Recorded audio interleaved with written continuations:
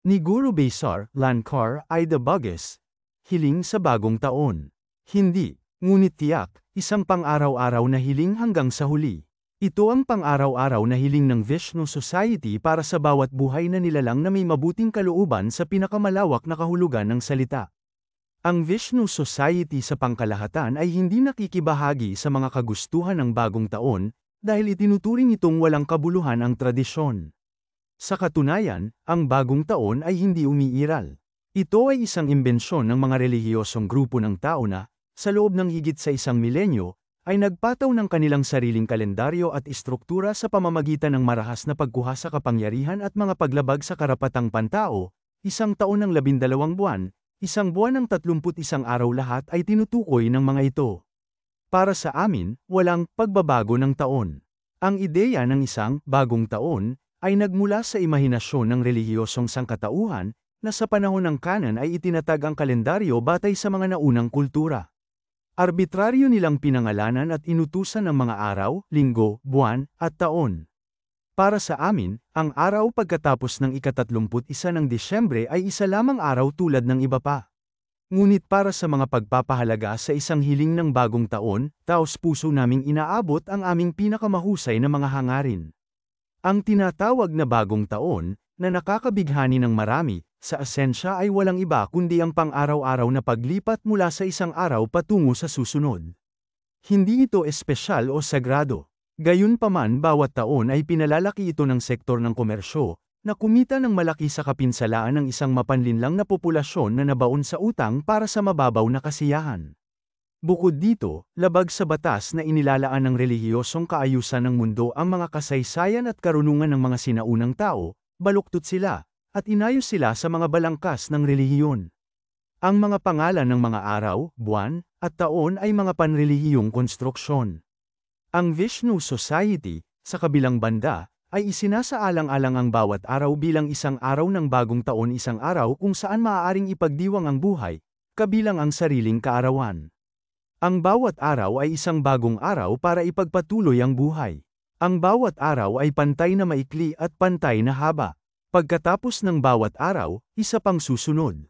Ang buhay ay maikli at maaaring magwakas anumang sandali. Walang nakakaalam kung kailan, anong oras, o kung anong araw matatapos ang kanilang buhay. Ang bawat nabubuhay na nilalang ay nabubuhay sa pamamagitan ng biyaya ng kalikasan at hindi mapaghihiwalay na konektado dito. Kaya gawin mo ngayon ang gusto mong gawin, dahil baka huli na ang bukas. Ang makalupang kalikasan, at lahat ng nasasakupan nito, ay nasasakupan mismo ng sansinukob, ang likas na sumasaklaw sa lahat kung saan na pa sa ilalim ang lahat. Ang katawan at isip ay isa at parehong mga materyales.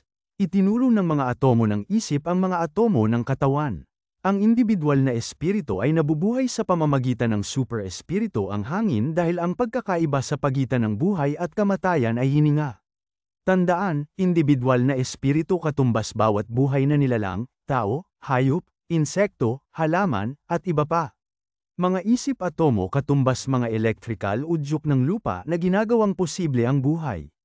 Atoms ng katawan katumbas ang gumaganang mga organo. Super spirit katumbas oxygen, hininga, hangin. Lahat ng nabubuhay at tumutubo sa planetang ito ay pag-aari ng kalikasan. Ang mga tao ay nagmula rin dito, at ang bawat buhay na nilalang ay hindi mapaghihiwalay na umaasa dito. Kapag ang isang buhay na nilalang ay tumigil sa paggana, ito ay babalik sa kanyang pinanggalingan, ito ay nabubulok sa alabok. Ang katawan ay nabubulok sa mga blok ng gusali, dahil ang lahat ay gawa sa alikabok at babalik sa alikabok gaano man ito naisin ng ilan.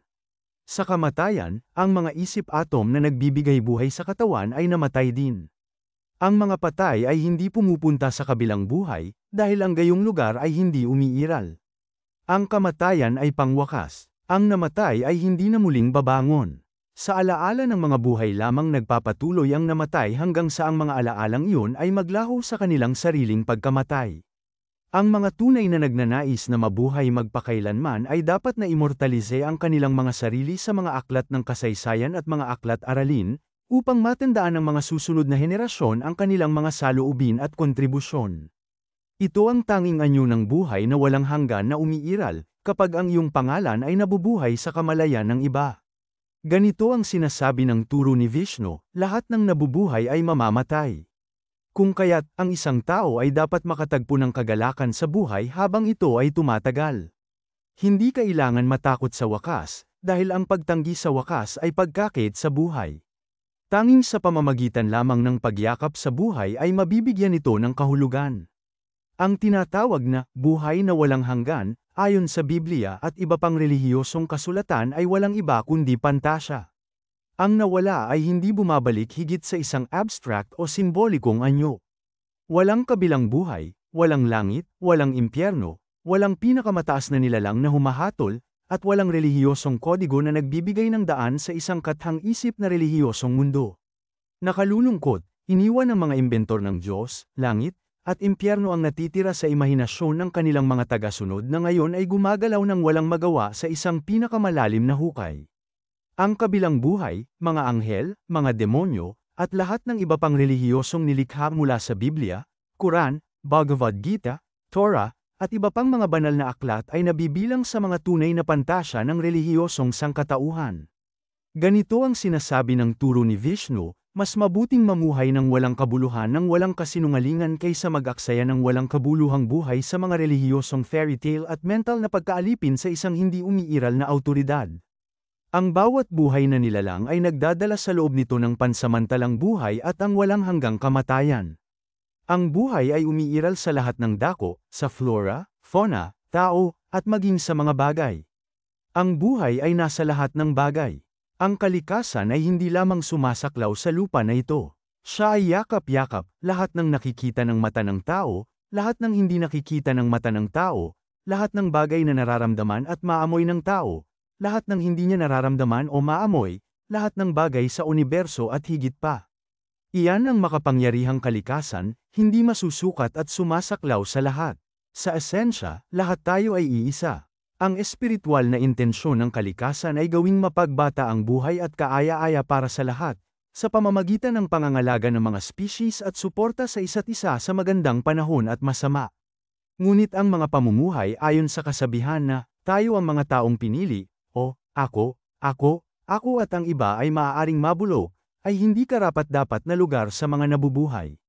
Iyon ang dahilan kung bakit nais ng Vishnu Society ang bawat buhay na nilalang na may mabuting kalooban sa kanya, ng maaga, araw-araw, mabuting kalusugan.